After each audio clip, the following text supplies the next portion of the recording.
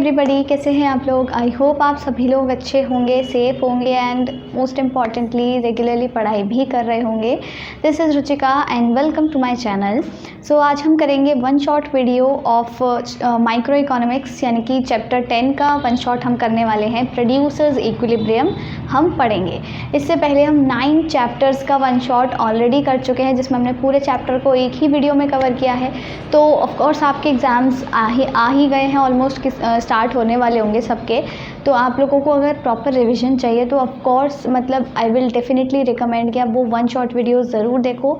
एक अच्छा खासा लास्ट टाइम पे प्रॉपर रिवीजन हो जाएगा और साथ ही साथ उसे अपने फ्रेंड्स के साथ भी शेयर कर देना, उनकी भी थोड़ी हेल्प हो जाएगी। तो अब हम स्टार्ट करते हैं हमारा आज का वीडियो यानी कि प्रोड्यूसर्स इक्विलिब्रियम। हमने रेवेन्यू के बारे में पढ़ लिया, हमने कॉस्ट के बारे में पढ़ लिया, ठीक है। अब हमको पढ़ना है कि हम किसी भी प्रोड्यूसर का इक्विलिब्रियम पॉइंट कैसे फाइंड आउट करेंगे, या फिर कोई भी प्रोड्यूसर जो होता है वो अपने इक्विलिब्रियम पे कैसे अराइव होता है। तो प्रोड्यूसर कब अपना इक्विलिब्रियम अटेन करता है, क्या कंडीशन होती है। देखो, कंज्यूमर के बारे में हमने पढ़ा था कि कंज्यूमर अपना इक्विलिब्रियम तब अटेन करता है जब उसको मैक्सिमम सेटिस्फैक्शन मिले। वो अपनी इनकम को इस तरीके से एलोकेट करता है सारे गुड्स और सर्विसेज के बीच में कि उसको ना मैक्सिमम सेटिस्फैक्शन मिले, सेटिस्फैक्शन मैक्सिमाइज हो जाए उसका। पर यहाँ पर जो प्रोड्यूसर है उसको सेटिस्फैक्शन से लेना देना नहीं है, उसे किससे लेना देना है, जो उसका प्रॉफिट है ना वो मैक्सिमाइज़ हो जाए। क्योंकि भाई वो सामान बनाता है, कुछ उसमें कॉस्ट लगाता है, फिर जब वो उसको बेचता है तो उसकी कमाई होती है, यानी कि कुछ वो रेवेन्यू अर्न करता है।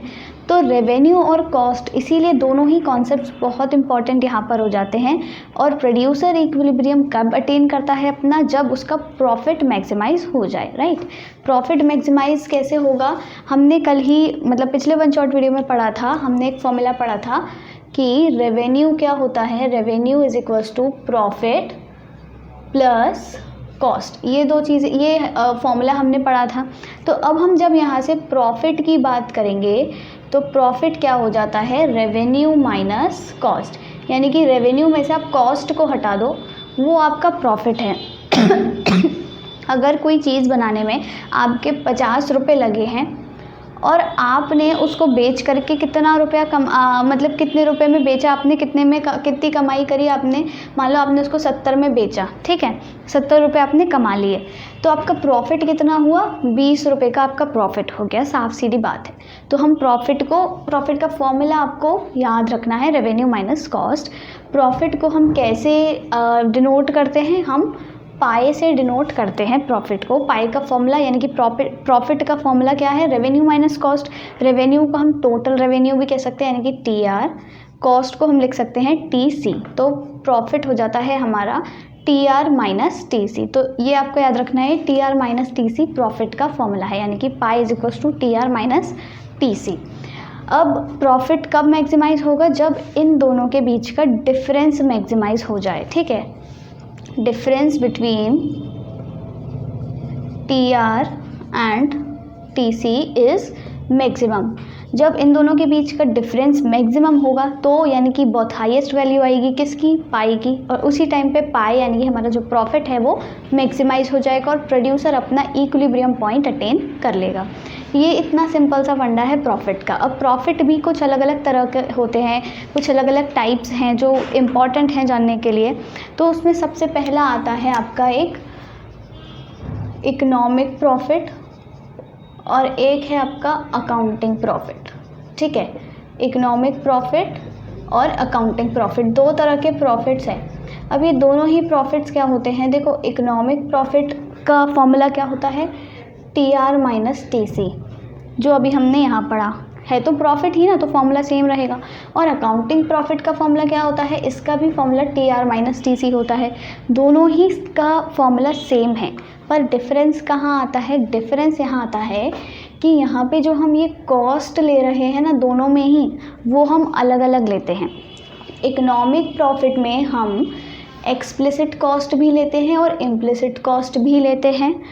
तो और अकाउंटिंग प्रॉफिट में हम सिर्फ एक्सप्लिसिट कॉस्ट ही लेते हैं, इम्प्लिसिट कॉस्ट नहीं लेते हैं। एक्सप्लिसिट इम्प्लिसिट मैंने ऑलरेडी बताया हुआ है, आप पिछले वाले वन शॉट वीडियो में, इससे पिछले वाला जो चैप्टर था 10 है ना, 8th वाले में कॉस्ट के कॉन्सेप्ट में हमने पढ़ा हुआ है एक्सप्लिसिट और इम्प्लिसिट।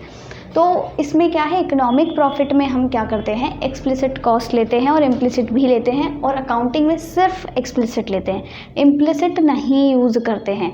तो इसीलिए ये डिफरेंस है, ये चीज़ है जो इन दोनों को डिफरेंट बनाती है। तो अगर इकोनॉमिक प्रॉफिट का अगर आपको फॉर्मूला लिखने को कोई बोलता है, इसी को हम किस तरीके से लिख सकते हैं, TR माइनस TC की जगह हम क्या लिख देंगे, explicit cost plus implicit cost, क्योंकि दोनों को इन्वॉल्व करता है। पर अगर हम अकाउंटिंग प्रॉफिट की बात करें तो ये क्या हो जाएगा, TR माइनस इस वाली कॉस्ट में कौन सी कॉस्ट शामिल है, सिर्फ एक्सप्लिसिट कॉस्ट, और कुछ है ही नहीं है, तो हम एक्सप्लिसिट कॉस्ट लिख सकते हैं। ये डिफरेंस है इकोनॉमिक और अकाउंटिंग प्रॉफिट्स का। तो ये हो गया फर्स्ट टाइप। अब दूसरा क्या है आपका, दूसरा है, एक आता है आपका नेट और ग्रॉस प्रॉफिट। ग्रॉस प्रॉफिट और नेट प्रॉफिट क्या होता है, ग्रॉस प्रॉफिट और एक आता है आपका नेट प्रॉफिट। ग्रॉस और नेट में क्या डिफरेंस है, ग्रॉस प्रॉफिट का फॉर्मूला होता है TR माइनस TC, ठीक है, पिछले वाले की तरह इसका भी क्या फॉर्मूला है, TR माइनस TC। अब इन दोनों में क्या डिफरेंस है, इन दोनों में ये डिफरेंस है कि ग्रॉस प्रॉफिट में हम क्या करते हैं, सिर्फ ग्रॉस प्रॉफिट में हम सिर्फ वेरिएबल कॉस्ट इन्वॉल्व करते हैं, कॉस्ट का वही डिफरेंस है। इसमें क्या है, हम सिर्फ वेरिएबल कॉस्ट को ही लेते हैं, फिक्स्ड कॉस्ट नहीं लेते। हमने पढ़ा है ना, टोटल कॉस्ट किससे बनी होती है, टोटल फिक्स्ड कॉस्ट से, टोटल वेरिएबल कॉस्ट से। तो इसमें हम क्या करते हैं, ग्रॉस में सिर्फ और सिर्फ टोटल वेरिएबल कॉस्ट ही लेते हैं। तो टोटल कॉस्ट की जगह हमने टोटल वेरिएबल कॉस्ट लिख दिया। पर इस वाले में हम क्या करते हैं, इसमें हम दोनों ही कॉस्ट इन्वॉल्व करते हैं, फिक्स्ड वाली भी वेरिएबल वाली भी। तो यहाँ पे हम लिख देंगे TFC प्लस TVC, यानी कि दोनों को ही ये शामिल करता है अपने अंदर। तो इसमें ये दोनों आ जाएंगे। ये होता है आपका ग्रॉस प्रॉफिट और नेट प्रॉफिट, ठीक है। दो तरह के हमने पढ़ लिया, इकोनॉमिक अकाउंटिंग, ग्रॉस प्रॉफिट और नेट प्रॉफिट। अब एक मेन मुद्दा आता है, मतलब मेन टाइप आता है प्रॉफिट का, जो कि इम्पॉर्टेंट है, आपके आगे जा कर के बहुत काम आने वाला है। और जब हम बिजनेसेस की बात करते हैं तो बिजनेसमैन जो होते हैं, बड़ी बड़ी फर्म्स होती हैं ना, वो ये सारे प्रॉफिट्स इतने ध्यान में नहीं रखती जितना अब जो मैं बताने वाली हूँ वो इम्पॉर्टेंट होता है उनके लिए, ठीक है। वो क्या है, सबसे पहला है आपका abnormal profits,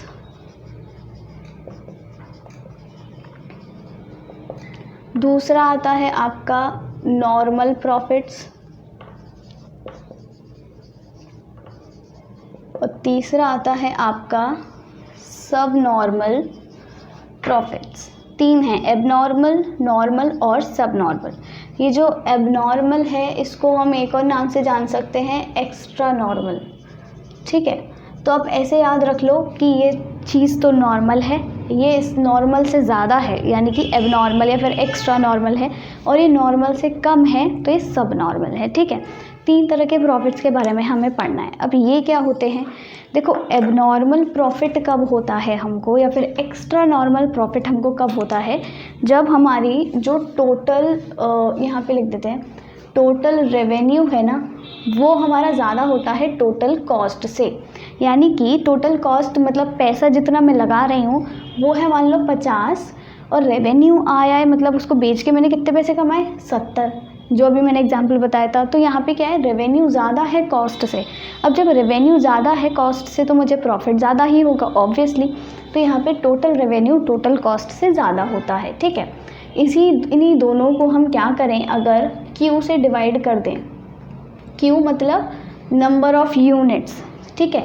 number of units बेच के हमको कितना रेवेन्यू अर्न हुआ, नंबर ऑफ़ यूनिट्स बनाने में कितनी कॉस्ट लगी। तो ये फॉर्मूलेज आपको अगर याद हो तो ये किसका फॉर्मूला है, AR का, और ये फॉर्मूला है एवरेज कॉस्ट का, ठीक है।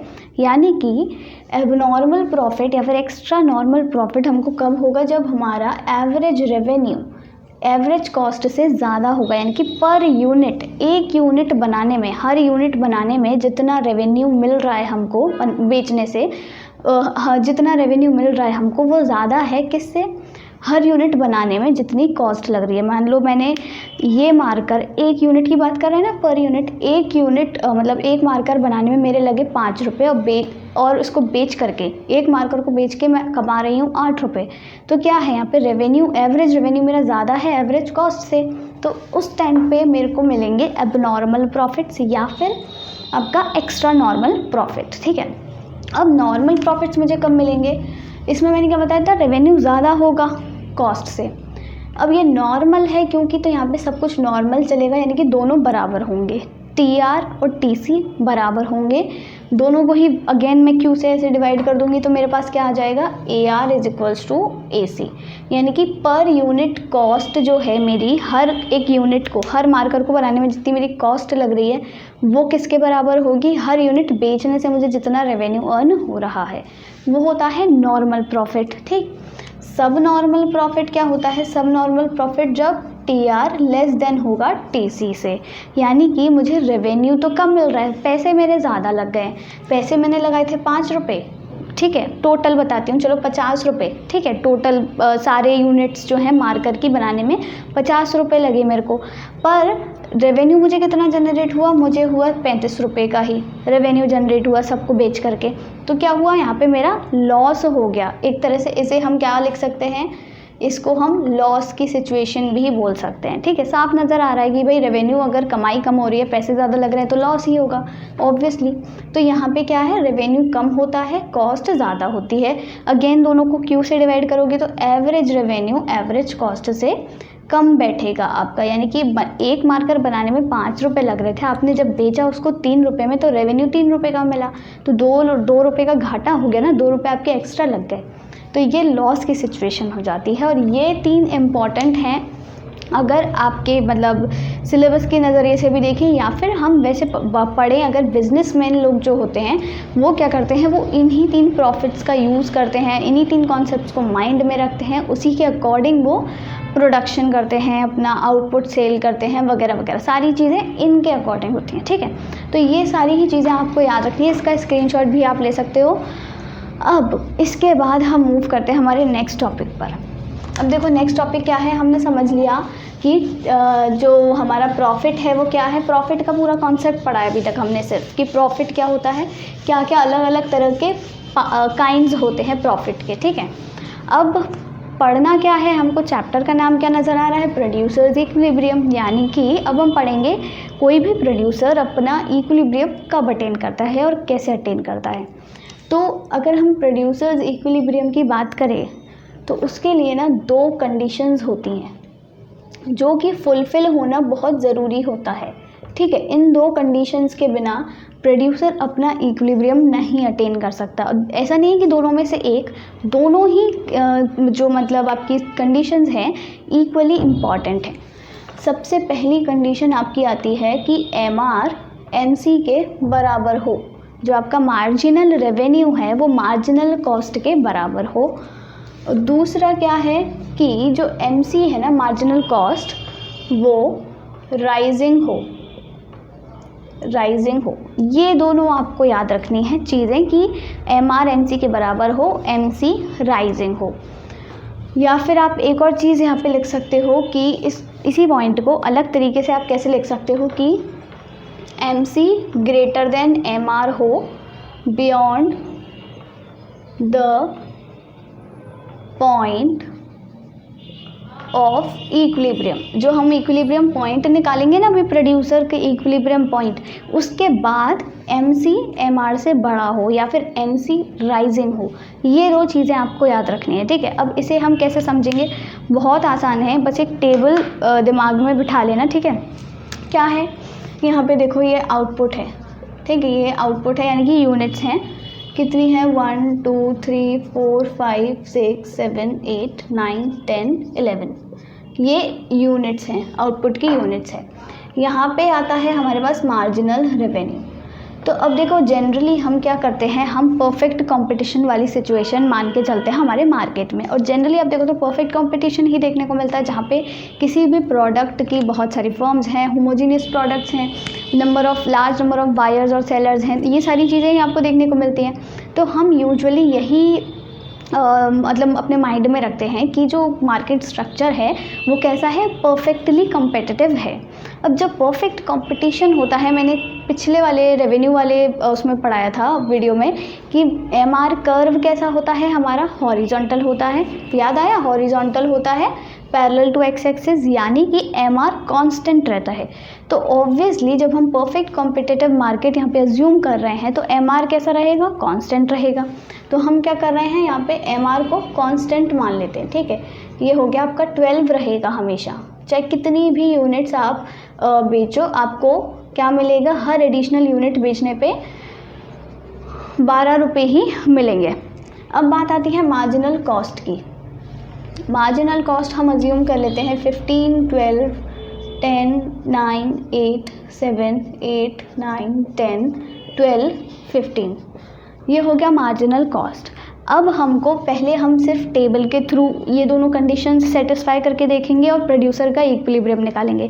फिर हम एक ग्राफ बनाएंगे, ग्राफ के थ्रू भी हम ये दोनों कंडीशंस सेटिस्फाई करके देखेंगे और प्रोड्यूसर का इक्विलिब्रियम निकालेंगे। ऐसे समझना है, ये चीज़ समझ ली तो पूरा मतलब आपको सब समझ आ जाएगा, कुछ दिमाग में रखने की ज़रूरत नहीं है। क्या करना है, सबसे पहली कंडीशन देखनी है आपको। सबसे पहली कंडीशन देखो कि MR और MC बराबर कहाँ हैं, ठीक है।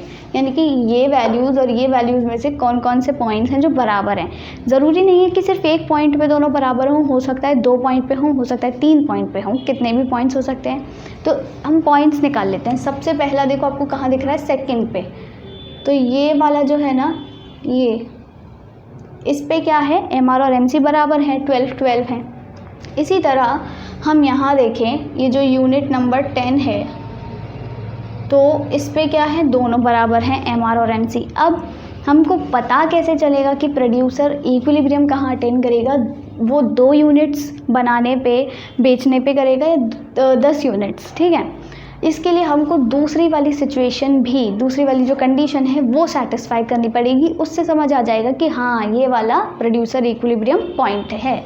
तो ये क्या है, MC is rising, MC rising हो यानी कि बढ़ता हुआ हो, या फिर MC MR से बड़ा हो beyond the point of equilibrium. तो अगर हम ये वाला इक्विलिब्रियम पॉइंट मान के चलें, लेट अस सपोज ये है, ये नहीं है, तो हमें क्या चाहिए कि MC MR से बड़ा हो इक्विलिब्रियम पॉइंट के बाद। अब यहाँ पे देखो इक्विलिब्रियम पॉइंट ये है, इसके बाद क्या MC MR से बड़ा है, यहाँ पे MC 10 है, MR 12 है, यानी कि MR बड़ा हो गया। यहाँ तो हमें MC बड़ा चाहिए, तो ये गलत है। या फिर MC हमको राइजिंग चाहिए, देखो आप MC क्या है, फॉलिंग है, गिर रहा है, 15, 12, 10, 9, 8, 7, तो ये वाला तो नहीं होगा, तो इसे तो हम हटा देते हैं। अब हम चेक करते हैं कि क्या ये वाला हो सकता है। तो यहाँ पे फर्स्ट कंडीशन तो सेटिस्फाई हो ही रही है, ऑब्वियसली MR MC बराबर है, पर क्या MC राइजिंग है। तो देखो हाँ भाई MC राइजिंग है, 9, 10, 12, 15, ठीक है।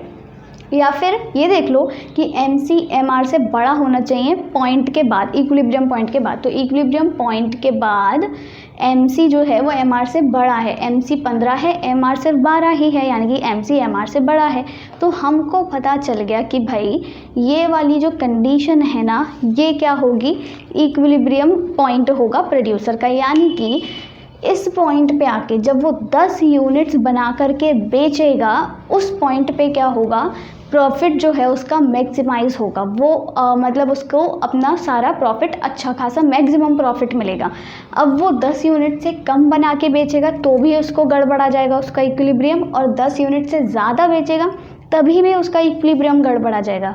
तो वो क्या करेगा, वो सिर्फ 10 यूनिट्स पे आके रुक जाएगा और इतने पे ही काम करेगा, ठीक है। ये आपको याद रखना है। अब यहाँ पे एक पॉइंट आता है, देखो आपके दिमाग में आ रहा होगा कि मार्जिनल कॉस्ट राइजिंग क्यों हो, बढ़ती हुई क्यों होनी चाहिए। मार्जिनल कॉस्ट तो हम चाहते हैं कि कम हो, भाई हमारा कम से कम पैसा लगे, रेवेन्यू ज़्यादा होना चाहिए। ऐसा होता है ना, हम यही सोच रहे होंगे आप लोग भी कि प्रॉफिट मैक्सिमाइजेशन के लिए रेवेन्यू ज़्यादा हो, कॉस्ट कम हो। पर यहाँ पे तो भाई उल्टा लिखा है कि MC बड़ा होना चाहिए MR से। इसका मतलब देखो यहाँ पर ये है कि जब आपने देखा, आप प्रोड्यूसर हो, आपने देखा कि यहाँ पे आके मेरा ये दोनों बराबर हो गए, MC और MR, ये मेरा प्रॉफिट का मैक्सिमाइजिंग का सिचुएशन आ गया है। अब इसके बाद देखोगे अगर, तो आप देखोगे यहाँ पे मेरी कॉस्ट ज़्यादा लग रही है, तो आप क्या करोगे, आप 10 वाली यूनिट पे ही आके रुक जाओगे, आप नहीं करोगे आगे प्रोडक्शन और आपका प्रॉफिट मैक्सिमाइज हो जाएगा। पर अगर आप ये वाली सिचुएशन देखो, आप सोचो कि यार कॉस्ट तो कम लग रही है, मैं और प्रोड्यूस करूँ, तो क्या होगा, और प्रोड्यूस करने के चक्कर में आपका MCMR कहीं बराबर नहीं आ पाएगा, है नहीं आ पाएगा ना। आप और प्रोडक्शन करते जाओगे पर MCMR बराबर नहीं आ पाएगा। यहाँ पे क्या हुआ, MCMR बराबर भी आ गया, आपका प्रोडक्शन भी रुक गया ये देख करके कि इसके आगे कॉस्ट ज़्यादा लग रही है और MR कम है मेरा, तो अब मैं इसके आगे नहीं करूँ वरना मेरे को इसके आगे लॉस हो जाएगा। ये रीज़न है इस वाले पॉइंट के पीछे का। तो ये चीज़ आपको याद रखनी है कि MC राइजिंग हो या फिर MC बड़ा हो beyond the point of equilibrium, right. अब इसी सारी सिचुएशन को हम क्या करते हैं, हम ग्राफिकली देख लेते हैं। ठीक है, ग्राफिकली कैसे देखते हैं, ये मैं चीज़ें हटा देती हूँ यहाँ पे।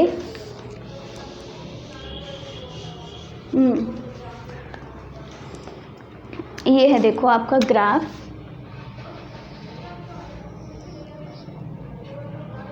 हमें यहाँ पे क्या बनाना है, ये है रेवेन्यू कर्व और रेवेन्यू और मार्जिनल कॉस्ट। ठीक है, मार्जिनल कॉस्ट दोनों एक ही पे बनाएंगे। यहाँ पे है हमारा ऑफ कोर्स आउटपुट का लेवल, राइट। अब हम सबसे पहले क्या बनाएंगे, मार्जिनल रेवेन्यू। तो रेवेन्यू क्या है, हमारा कांस्टेंट है, अभी मैंने बताया था परफेक्टली कॉम्पिटिटिव मार्केट का रेवेन्यू कर्व ऐसा होता है। तो ये हो गया हमारा marginal revenue. Marginal cost curve मैंने कैसा बताया था, किसी को याद हो तो, वो ऐसा होता है। ठीक है, थोड़ा सा ज़्यादा ही ऊंचा हो गया ये। मार्जिनल कॉस्ट कर्व होता है ये। अब हम इस ग्राफ के थ्रू क्या करेंगे, ये दोनों सिचुएशंस फिर से वही सेटिस्फाई करेंगे जैसे हमने यहाँ पे करी। ये टेबल की फॉर्म में था, ये ग्राफिकल फॉर्म है। ये है आपका ओरिजिन, ये है आपका 8 पॉइंट, ये है आपका दूसरा पॉइंट, ये है E, ये है F। ठीक है, इस लेवल पर, इस पॉइंट पे आके आपका OL लेवल ऑफ आउटपुट आप प्रोड्यूस करके बेच रहे हो और F वाले पॉइंट पे आप क्या कर रहे हो, OL2 लेवल प्रोड्यूस करके बेच रहे हो। ये वाले पॉइंट को मैं नाम दे देती हूँ R। ठीक है, ये हो जाता है P। ठीक है, कुछ भी नाम दे लो। अब हमको पहली कंडीशन सेटिस्फाई करनी है कि MR और MC बराबर हो। ठीक है, दोनों मतलब एक ही पॉइंट पे आके मिले। अब MR कर्व ये है और MC कर्व ये है, तो दोनों कहाँ पे आके मिल रहे हैं, देखो एक तो E पॉइंट पे आके मिल रहे हैं, दोनों कट कर रहे हैं एक दूसरे को, और एक F पॉइंट पे आके मिल रहे हैं। 2 पॉइंट्स हो गए, जैसे यहाँ पे 2 पॉइंट्स थे, यहाँ भी 2 पॉइंट्स हो गए। तो हमको अब कन्फ्यूजन है, हम बड़ी असमंजस मतलब सिचुएशन आ गई है कि E पे हम अपना प्रोड्यूसर जो है इक्विलिब्रियम मार्क करें या फिर F पे मार्क करें, यानी कि वो OL1 क्वांटिटीज़ बेचे बना के या फिर वो OL2 क्वांटिटीज़ बेचे बना के। तो वो सोचेगा अब मैं क्या करूँ। अब वो दूसरी कंडीशन देखेगा, वो ये देखेगा कि MC भाई राइजिंग होना चाहिए। राइजिंग मतलब MC बड़ा होना चाहिए किससे, MR से। इसका मतलब यही तो है। और ये कब होना चाहिए, इक्विलिब्रियम पॉइंट के बाद। तो अगर हम पहला वाला पॉइंट मान के चले, मान लेते हैं हम, लेट अस सपोज कि हमारा E वाला जो पॉइंट है वो इक्विलिब्रियम पॉइंट है। अब अगर हम इसमें देखें तो पहले तो हमको साफ साफ नज़र आ रहा है कि जो MC का कर्व है ना, ये वाला कर्व देखो, ये वाला U शेप वाला, यहाँ पे क्या है, MC फॉलिंग है, देखो नीचे गिर रहा है। पर हमें क्या चाहिए, MC राइजिंग चाहिए, तो नहीं हो पाएगा। या फिर एक और चीज़ आप देख सकते हो कि MC MR से बड़ा हो इक्विलिब्रियम पॉइंट के बाद। तो इक्विलिब्रियम पॉइंट तो E है, इसके बाद यानी कि इधर की तरफ MC MR से बड़ा होना चाहिए, पर यहाँ पे MR से छोटा है। देखो MR कर्व ऊपर है और MC कर्व नीचे है, तो MR बड़ा हो रहा है यहाँ पर तो, और हमें MC बड़ा चाहिए। तो E पॉइंट तो आपका इक्विलिब्रियम पॉइंट होने से रहा। ठीक है, ये इक्विलिब्रियम पॉइंट नहीं होगा। अब हम मान लेते हैं कि हमारा इक्विलिब्रियम पॉइंट है F। अगर F हमारा इक्विलिब्रियम पॉइंट होता है तो क्या होगा, यहाँ पे क्या है, दोनों बराबर हैं, MR और MC एक दूसरे को कट कर रहे हैं। यहाँ पे हमें चाहिए MC राइजिंग हो, तो क्या यहाँ पर MC राइजिंग है, ऑफ कोर्स देखो ऊपर की डायरेक्शन में जा रहा है, बढ़ रहा है, जैसे यहाँ पे हो रहा था बढ़ रहा है। या फिर हम देखें कि MC MR से बड़ा होना चाहिए इक्विलिब्रियम पॉइंट के बाद। तो इक्विलिब्रियम पॉइंट इसके बाद यानी कि राइट साइड में मेरी तरफ देखो तो MC ऊपर है, MR नीचे है, यानी कि MC बड़ा है, MR छोटा है। तो अब हमको ग्राफ में भी समझ आ गया कि MC MR से बड़ा होगा, तो ये वाला F हमारा इक्विलिब्रियम पॉइंट होगा और यहाँ पे हमारा कौन सा, ये वाला इक्विलिब्रियम पॉइंट होगा। ये सारी चीज़ें आपको दिमाग में रखनी है, बस इतनी सी कहानी है MC और MR के पीछे की।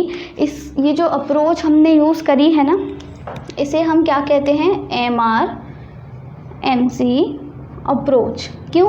क्योंकि हम जो इक्विलिब्रियम पॉइंट फाइंड कर रहे हैं वो हम किसके थ्रू कर रहे हैं? दो ही कर्व्स तो यूज़ करें, हमने MR यूज़ किया, हमने MC यूज़ कर लिया।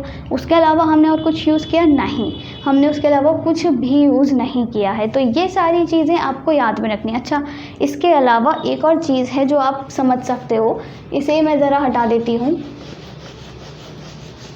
और इस ग्राफ को भी ज़रा तमीज़ से ढंग से एक बार बना देते हैं। ठीक है, दोबारा बना लेते हैं, क्या जा रहा है, पढ़ना ही तो है हमको।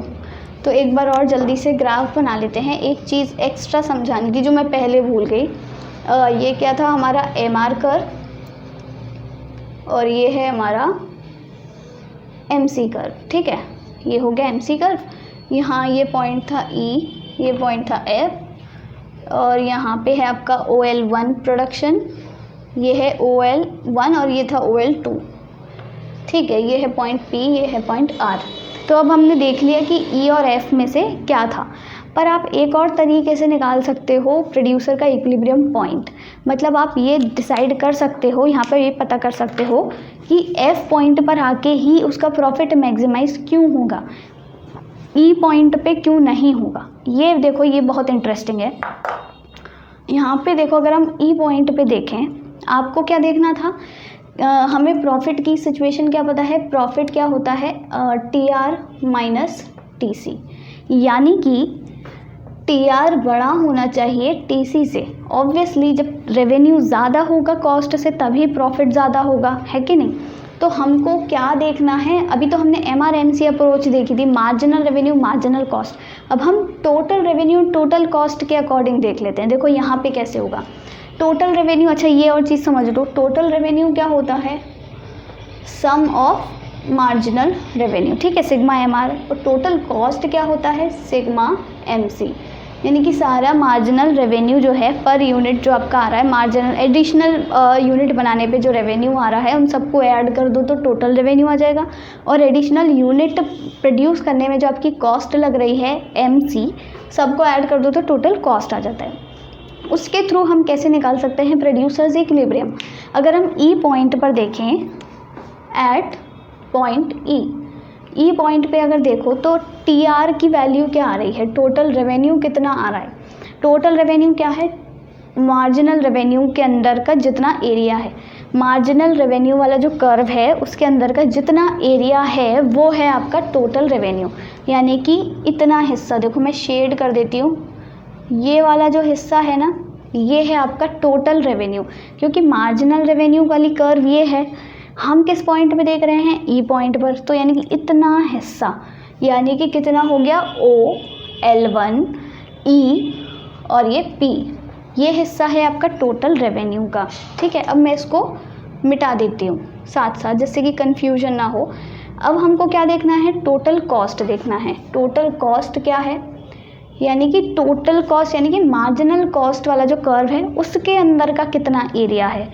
पर हमें E वाले पॉइंट पे देखना है तो E पॉइंट तक ही देखेंगे। E पॉइंट तक देखो, इसको अगर हटा दो तो कितना एरिया आ रहा है, OLER। ठीक है, यानी कि ये और ये पूरा एरिया, यानी कि OL1ER। अब आपको साफ साफ नज़र आ रहा है कि पूरा कॉस्ट का एरिया तो इतना है और रेवेन्यू का एरिया सिर्फ इतना था, यानी कि ये रेक्टेंगल, यानी कि ये वाला जो एरिया है ना, ये छोटा सा, ये एरिया ज़्यादा है। और ये एक्स्ट्रा एरिया किस में आ रहा है, कॉस्ट वाले कर्व में ही तो आ रहा है, TC में ही तो आ रहा है, ये ER करके। ठीक है, यानी कि यहाँ पे टोटल कॉस्ट टोटल रेवेन्यू से ज़्यादा हो गई है। तो यहाँ E वाले पॉइंट पर क्या होगा, जो हमारा प्रोड्यूसर है ना, उसको ऑफकोर्स लॉस हो जाएगा, क्योंकि उसकी भाई कॉस्ट ज़्यादा आ गई है, कॉस्ट ज़्यादा आ गई, हमें रेवेन्यू ज़्यादा चाहिए। तो यहाँ पे क्या होगा, हमारे प्रोड्यूसर को लॉस होगा और इसीलिए उसका जो E वाला पॉइंट है ना, वो इक्विलिब्रियम पॉइंट नहीं कहलाएगा। ठीक है, इसे मैं ढंग से बना देती हूँ। अब इसी तरीके से देखो F पॉइंट पे मैं आपको दिखाती हूँ। इसी तरीके से अब हम F पॉइंट पर देख लेते हैं। F पॉइंट पे क्या है, देखो F पॉइंट पे अब आपको देखना है कि TR कितना है। F पॉइंट पे अगर हम देखें at point F, total revenue क्या है, मार्जिनल रेवेन्यू कर्व के अंदर का कितना एरिया है, यानी कि F यहाँ से इतना हिस्सा। ठीक है, OL2FP ये हो जाएगा टोटल रेवेन्यू, OL2F और ये P, डन। अब टोटल कॉस्ट कितना है, यानी कि मार्जिनल कॉस्ट के अंदर का कितना एरिया आ रहा है आपका, वो कितना हो जाएगा, OL2F। अब ये कहाँ जाएगा, अब ये ऐसे करके R तक जाएगा, यानी कि ये वाला जो पोर्शन है ना, ये सेमी सर्कल सा जो दिख रहा है, ये इतना हिस्सा ये हटा दो, इतना हिस्सा हटा दो, और ये वाला जो पोर्शन है ये हो जाएगा आपका टोटल कॉस्ट, यानी कि OL2F और R। अब सबको साफ नज़र आ रहा है कि यहाँ पे क्या है, हमारा रेवेन्यू ज़्यादा है, रेवेन्यू इतना हिस्सा था, और कॉस्ट कितना आ रहा है, हमारा इतना हिस्सा आ रहा है, यानी कि ये वाला हिस्सा तो हट गया कॉस्ट में से, रेवेन्यू ज़्यादा है, रेवेन्यू ऊपर है, तो यहाँ पे क्या है, टोटल रेवेन्यू टोटल कॉस्ट से ज़्यादा है, तो यहाँ पे तो प्रोड्यूसर को लॉस हो रहा था, ये इक्विलिब्रियम पॉइंट नहीं होगा, ये जो E है ना ये इक्विलिब्रियम पॉइंट नहीं होगा, ये जो F है ये इक्विलिब्रियम पॉइंट होगा, क्योंकि यहाँ पे प्रोड्यूसर को क्या हो रहा है, प्रॉफिट हो रहा है। इतनी सी बात आपको समझनी थी। आई होप आपको सारी ही चीज़ें अच्छे से समझ आ गई होंगी। इसके अलावा इस चैप्टर में कुछ भी नहीं है, हमें बस यही समझना था कि प्रोड्यूसर अपना इक्विलिब्रियम पॉइंट कैसे अटेन करेगा। तो सिंपली दो कंडीशंस याद रखो, MR MC के बराबर हो और MC क्या है, राइजिंग हो, यानी कि इक्विलिब्रियम पॉइंट के बाद MC बढ़ता हुआ हो, जिससे कि क्या करेगा, हमारा जो प्रोड्यूसर है ना वो यहीं आके रुक जाएगा, वो देखेगा भाई आगे ज़्यादा कॉस्ट लग रही है, आगे नहीं जाना, आगे प्रोडक्शन नहीं करना, ना आगे कुछ बेचना है, आगे ज़्यादा कॉस्ट लग रही है, हम यहीं पे आके रुक जाते हैं। पर E पे आके वो नहीं रुकेगा, क्योंकि वो देखेगा आगे जाके रेवेन्यू ज़्यादा है, कॉस्ट कम है, तो वो और भी प्रोडक्शन करता रहेगा, पर वो यहाँ पे आके रुक गया, स्टॉप हो गया। यही उसका इक्विलिब्रियम पॉइंट है, जहाँ पे उसको मैक्सिमम आपका क्या कहते हैं, प्रॉफिट मिल रहा है। ठीक है, सो आई होप आपको आज का लेक्चर अच्छा लगा होगा। शॉर्ट सा वीडियो था जिसमें हमने पूरे ही चैप्टर को अच्छे से कवर कर लिया है। तो अगर आपको वीडियो अच्छा लगा हो तो do give it a like and do not forget to subscribe to my channel. Thank you.